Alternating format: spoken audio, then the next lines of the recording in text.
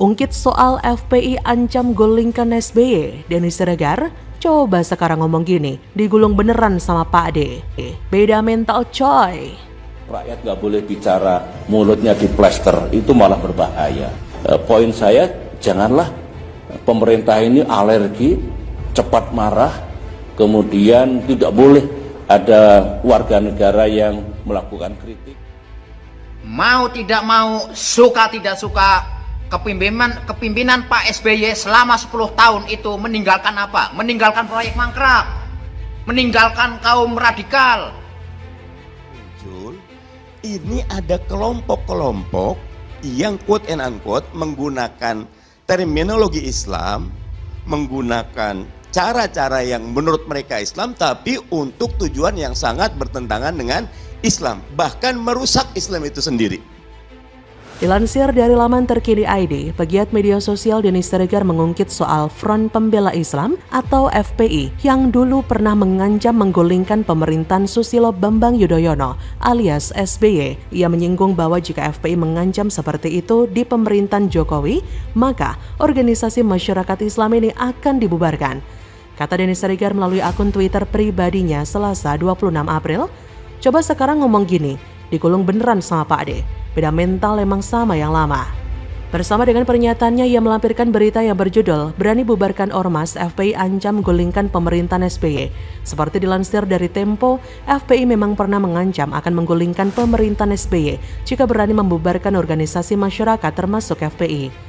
Kata Munarman, juru bicara FPI saat itu Kamis 10 Februari 2011, FPI akan jadi Ben Ali Tunisia. Indonesia akan jadi Mesir, kita akan menghimpun tenaga penggulingan SBY karena dia sudah membelokkan isu.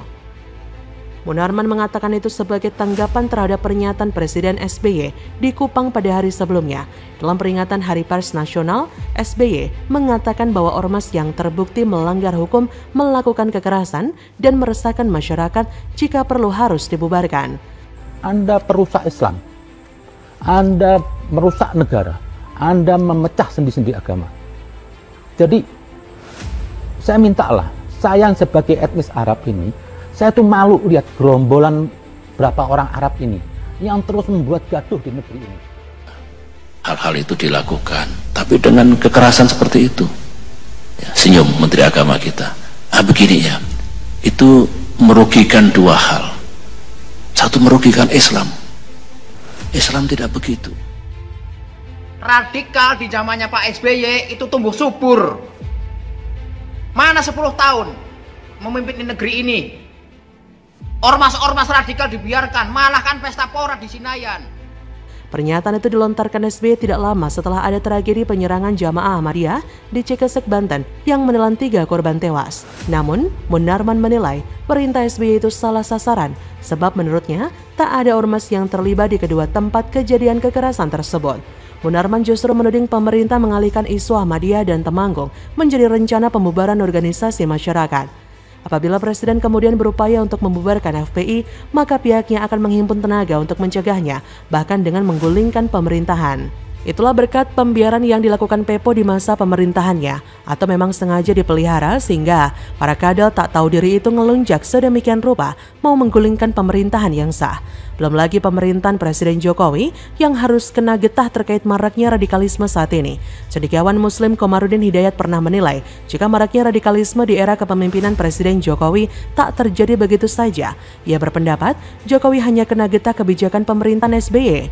Dia berkata, Pak SBY itu kan presiden yang motonya zero enemy. Dia nggak mau konflik dengan siapapun. Jadi ketika jelas ada radikalisme dan pelanggaran, dibiarkan saja.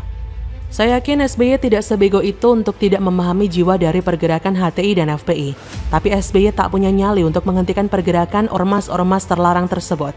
Ketakutan pemerintahan SBY pada sikap preman FPI dan kecerdasan HTI dalam mengobok-ngobok panggung perpolitikan tanah air membuat FPI dan HTI mendapatkan perlakuan seperti anak emas.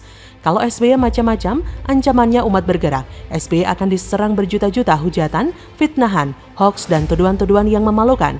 mana SBY akan tahan. Itu sebabnya SBY memilih posisi aman sampai periode kedua dia selesai.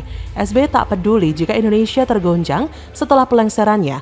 Yang penting 2 periode sebagai Presiden Indonesia bisa kelar, dilalui dengan sempurna dan menjadi catatan sejarah sebagai Presiden pertama yang berhasil menyelesaikan 2 periode tanpa guncangan radikalis HTI dan kegaduhan FPI. Kalau Pak D. Jokowi mah nggak pandang bulu, langsung gebuk tanpa ampun.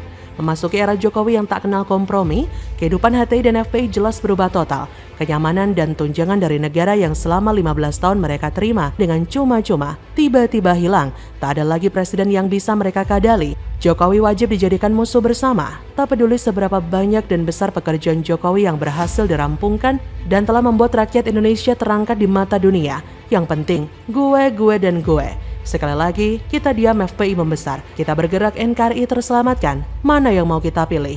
FPI atau NKRI? Bagaimana menurut Anda?